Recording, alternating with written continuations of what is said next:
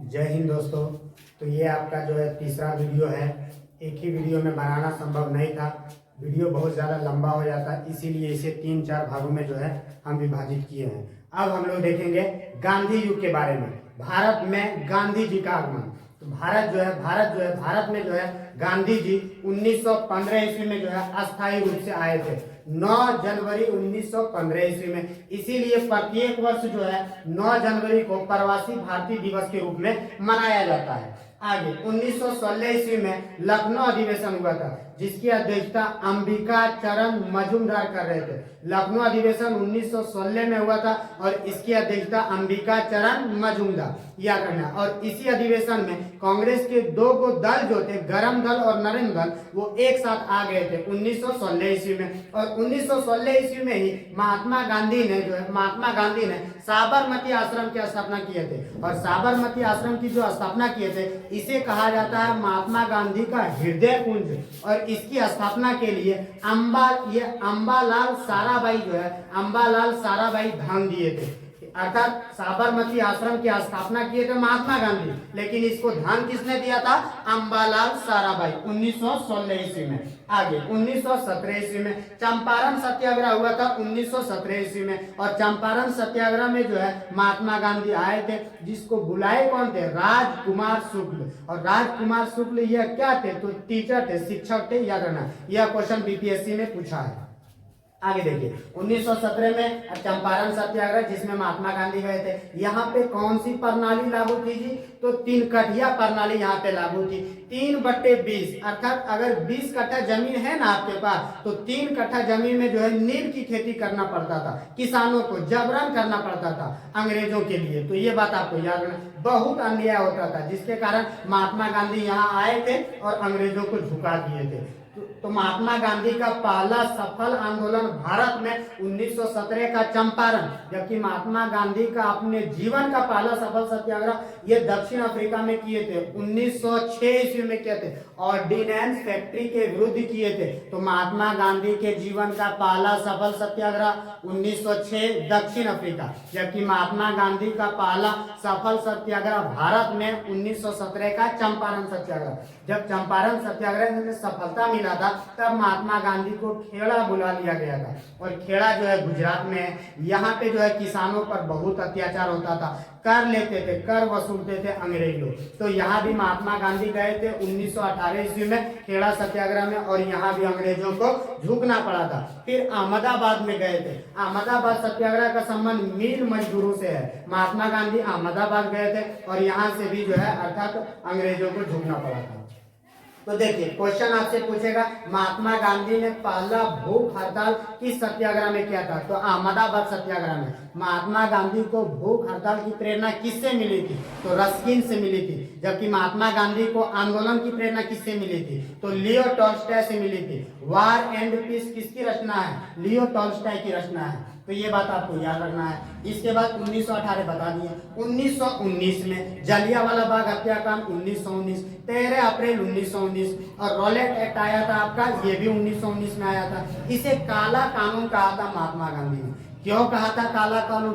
बिना अपील, बिना वकील, बिना दलील, यानी कुछ वकील नहीं, कोई अपील नहीं, कोई दलील नहीं, शक के आधार पर ही भारतीयों को गिरफ्तार कर लिया जाता था। और कितना दिन जेल में रखता था पता भी नहीं। इसीलिए महात्मा गांधी ने इसे काला कानून कहा था।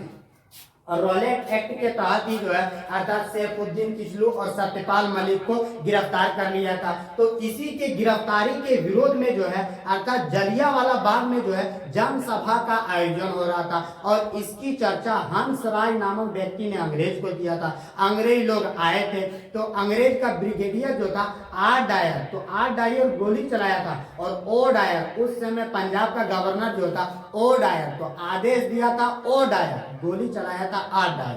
तो दोनों डायर के बारे में याद रखना है। और 13 अप्रैल 1919 में जो है निहत्थे लोगों पर जो है गोली चलाई गई। तो जलियांवाला बाग हत्याकांड 1919 ईस्वी में।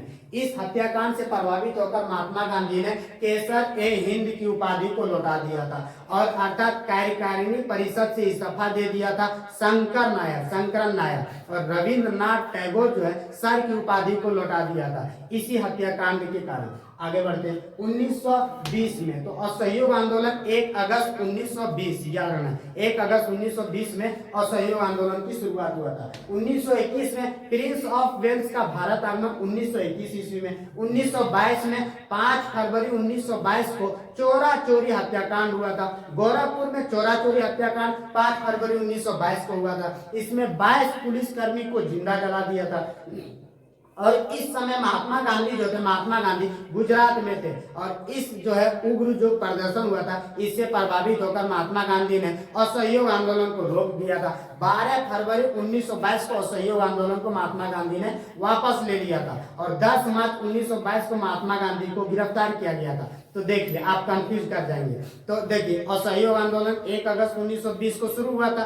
चोरा चोरी हत्याकांड 5 फरवरी 1922 को हुआ था। महात्मा गांधी ने 12 फरवरी 1922 को असहयोग आंदोलन को वापस ले लिया था। 10 मार्च 1922 को महात्मा गांधी को गिरफ्तार किया गया था। 6 वर्षों की सजा सुनाई गई थी। लेकिन 1924 ईस्वी में खराब स्वास्थ्य के कारण महात्मा गांधी बाहर आए थे, और 1924 ईस्वी में महात्मा गांधी ने कांग्रेस के बेलगांव अधिवेशन की अध्यक्षता भी किए थे। तो ये बात भी आपको याद रखना है। आगे देखते हैं 1923 स्वराज पार्टी का गठन 1923। 1 जनवरी 1923 में जो है स्वराज पार्टी का गठन इलाहाबाद में हुआ था। चितरंजन दास और मोतीलाल नेहरू, इन दोनों ने मिल करके जो है स्वराज पार्टी का गठन किया था। चितरंजन दास स्वराज पार्टी के अध्यक्ष थे, और मोतीलाल नेहरू जो थे महासचिव। देखिए, मौ से मोतीलाल नेहरू, मौ से महासचिव। तो सचिव या महासचिव कौन थे? तो मोतीलाल नेहरू।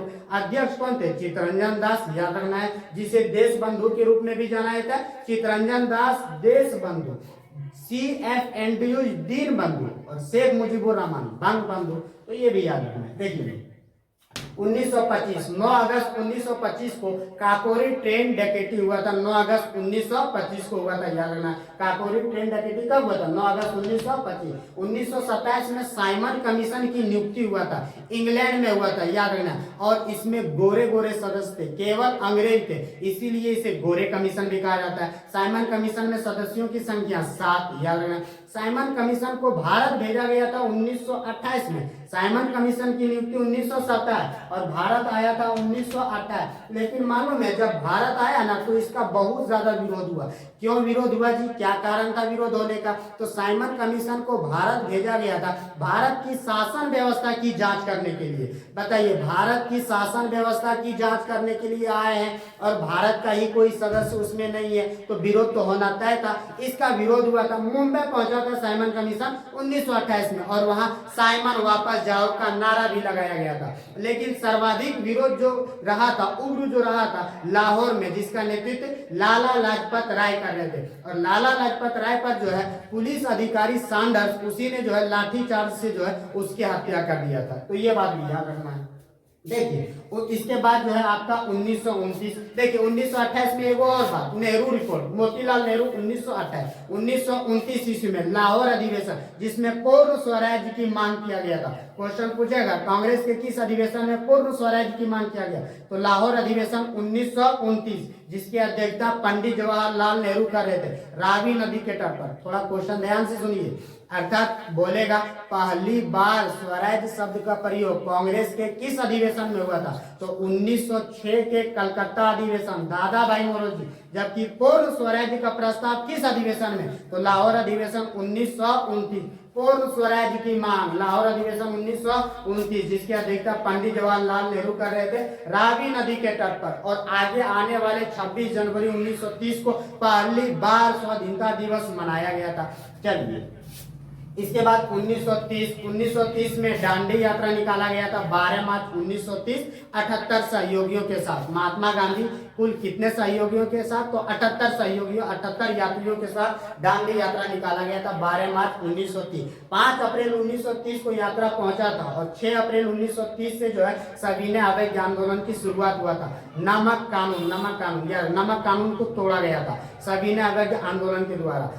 तो 6 अप्रैल 1930।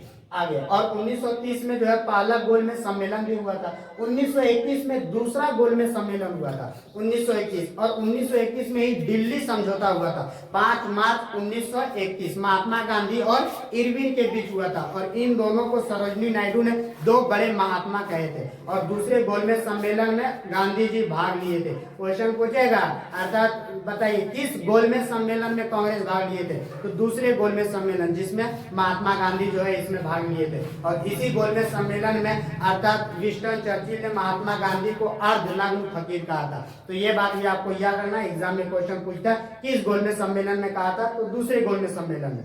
इसके बाद जो है तीसरा गोलमेज सम्मेलन 1932 में हुआ था। तीसरा गोलमेज सम्मेलन 1932, पहला गोलमेज सम्मेलन 1930, दूसरा 31, तीसरा 1932। और 1932 में ही जो है कम्युनल अवार्ड की घोषणा हुई थी, जो किसने किया था? रैमजे मैकडॉनल्ड ब्रिटेन के प्रधानमंत्री थे। और 1932 में ही जो है पूना समझौता हुआ था 24 सितंबर 1932, महात्मा गांधी और डॉक्टर भीमराव अंबेडकर के बीच यरवदा जेल में हुआ था, जो कि महाराष्ट्र में है। आगे 1935, तो भारत शासन अधिनियम जो है 1935, भारत के संविधान में बहुत ज्यादा स्रोत, अधिकांश स्रोत जो है इसी अधिनियम से लिया गया है। भारत शासन अधिनियम 1935, और इसी अधिनियम के तहत बिहार से उड़ीसा को अलग किया गया है 1936, और म्यांमार को भी अलग किया गया है 1936। और 1937 में जो है भारत में पहली बार प्रांतीय चुनाव हुआ था। प्रांतीय चुनाव भारत में पहली बार कब हुआ? 1937, विधानसभा चुनाव हुआ था। और इस समय जो है विधानसभा के जो अध्यक्ष बने थे भारत में, विठल भाई पटेल। इंपॉर्टेंट क्वेश्चन है, आगे देखेंगे। 1938 में हरिपुरा अधिवेशन, जिसकी अध्यक्षता जो है सुभाष चंद्र बोस कर रहे थे। 1938 के हरिपुरा अधिवेशन की अध्यक्षता सुभाष चंद्र बोस कर रहे थे, याद रखना। हरिपुरा गुजरात में। 1939 के कांग्रेस के त्रिपुरी अधिवेशन हुआ था, जिसकी अध्यक्षता भी सुभाष चंद्र बोस ही कर रहे थे। त्रिपुरी मध्य प्रदेश में, हरिपुरा गुजरात में। त्रिपुरी अधिवेशन 1939 में जो हुआ था, इसमें चुनाव हो गया था, अर्थात सुभाष चंद्र बोस और पट्टाभी सीतारामैया के बीच, जिसमें चुनाव में सुभाष चंद्र बोस जीत गए थे, पट्टाभी सीतारामैया हार गए थे, जिसमें से महात्मा गांधी और सुभाष चंद्र बोस के बीच थोड़ा मतभेद हो गए थे। इसीलिए सुभाष चंद्र बोस ने 1939 के कांग्रेस अधिवेशन से इस्तीफा दे दिए थे, और 1939 में इसने फॉरवर्ड ब्लॉक की स्थापना भी किए थे। लेकिन 1939 में जब सुभाष चंद्र बोस जब कांग्रेस के पद से जब इस्तीफा दिए थे, इसके बाद जो कांग्रेस का जो अध्यक्ष बने थे, ये आपका डॉक्टर राजेंद्र प्रसाद। ये बात एग्जाम में पूछता है। आगे 1940 लाहौर अधिवेशन, मुस्लिम लीग का लाहौर अधिवेशन 1940 में हो रहा था, जिसके अध्यक्षता मोहम्मद अली जिन्ना कर रहे थे। और इसी अधिवेशन में जो है पहली बार जो है द्विराष्ट्र का मांग किया गया था, पाकिस्तान की मांग किया गया था 1940 में। 1942 8 अगस्त 1942, याद रखना, क्रिप्स मिशन को भारत भेजा गया था 8 अगस्त 1942, और ये 1942 में भेजा गया था। और 8 अगस्त 1942 से तो भारत छोड़ो आंदोलन शुरू हुआ था ना, भारत छोड़ो आंदोलन 8 अगस्त 1942 शुरू हो गया था 9 अगस्त 1942। और इसी आंदोलन को जो है दबाने के लिए अंग्रेजों ने जो है एक ऑपरेशन चलाया, जिसका नाम है ऑपरेशन जीरो आवर। क्वेश्चन पूछता है, भारत छोड़ो आंदोलन के दौरान अंग्रेजों ने कौन सा ऑपरेशन चलाया था? Operation zero hour. और इस समय भारत के गवर्नर जनरल थे लॉर्ड लिनलिथगो, लॉर्ड लिनलिथगो। और इस आंदोलन में महात्मा गांधी ने करो या मरो का नारा दिया था भारतीयों के लिए, और अंग्रेजों के लिए भारत छोड़ो। तो याद रखना, भारत छोड़ो, गो, लॉर्ड लिनलिथगो, लॉर्ड लिनलिथगो, याद रखना। आगे देखिए 1945 शिमला सम्मेलन हुआ था 1945। 1946 कैबिनेट मिशन को भारत भेजा गया था 1946, जिसमें 3 को सदस्य थे, सर स्टेफोर्ड क्रिप्स, अलेक्जेंडर और लॉरेंस, ये 3 सदस्य थे, जिसमें लीडर कौन थे? लॉरेंस। लॉरेंस जो है लीडर थे, यानी कि अध्यक्ष थे। और कैबिनेट मिशन को भारत क्यों भेजा गया था? इसलिए ताकि संविधान सभा का गठन हो। और 9 दिसंबर 1946 में संविधान सभा की प्रथम बैठक भी हुआ था, याद रखना है, जिसमें अस्थायी अध्यक्ष डॉक्टर सच्चिदानंद सिन्हा को बनाया गया था। 11 दिसंबर 1946 को अर्थात संविधान सभा की दूसरी बैठक हुआ था, जिसमें अस्थायी अध्यक्ष डॉक्टर राजेंद्र प्रसाद को बनाया गया था। और 13 दिसंबर 1946 ईस्वी में संविधान सभा की तीसरी बैठक हुआ था। और इसमें जो है पंडित जवाहरलाल नेहरू ने उद्देश्य प्रस्ताव को पेश किया था, लेकिन उद्देश्य प्रस्ताव पारित हुआ था आपका 22 जनवरी 1947। संविधान सभा में टोटल 12 बैठक हुए थे, जिसमें अंतिम बैठक हुआ था 24 जनवरी 1950 और 24 जनवरी 1950 में संविधान सभा की अंतिम एवं 12वीं बैठक थी। और इसी बैठक में भारत का राष्ट्रीय गान और राष्ट्रीय गीत को अपनाया गया, झंडा को भी अपनाया गया, याद रखना। और भारत के राष्ट्रपति डॉक्टर राजेंद्र प्रसाद को चुना गया। आगे बढ़ते हैं 1948 और 1947 अर्थात भारत आजाद हुआ था, जानते हैं 15 अगस्त 1947 को भारत आजाद हुआ था, याद रखना। 1948 देखिए यहाँ 1947 से एक दो क्वेश्चन और आपके एग्जाम में पूछता है। 3 जून 1947 माउंट बेटन योजना कब आया? 3 जून 1947 अर्थात भारत की स्वतंत्रता विधेयक ब्रिटिश संसद में कब पेश हुआ? तो 4 जुलाई 1947।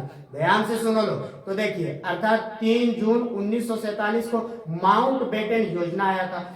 4 जुलाई 1947 को भारत की स्वतंत्रता विधेयक ब्रिटिश संसद में पेश हुआ था। 18 जुलाई 1947 को भारत की स्वतंत्रता विधेयक ब्रिटिश संसद में पारित हुआ था। तो भारत की स्वतंत्रता विधेयक ब्रिटिश संसद में पेश हुआ था 4 जुलाई 1947, जबकि भारत की स्वतंत्रता विधेयक पारित हुआ था 18 जुलाई 1947।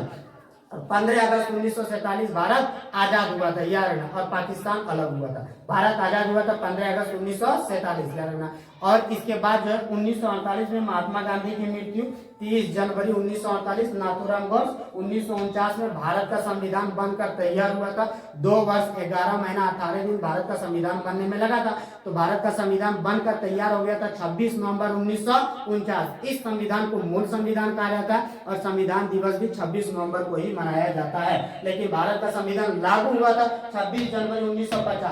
भारत का संविधान बनकर तैयार हुआ था 26 नवंबर 1949। इस समय भारत के संविधान को अंगीकार किया गया, स्वीकार किया गया, अपनाया गया, लागू नहीं किया गया। लागू किया गया था 26 जनवरी 1950। इसीलिए 26 जनवरी को हम लोग प्रत्येक वर्ष जो है गणतंत्र दिवस मनाते हैं। तो ये आपका आधुनिक भारत जो है गांधी युग में जो है ये सब चीजें कुछ इंपॉर्टेंट था, जो कि जो आपको हम बताए हैं। चलिए, जय हिंद।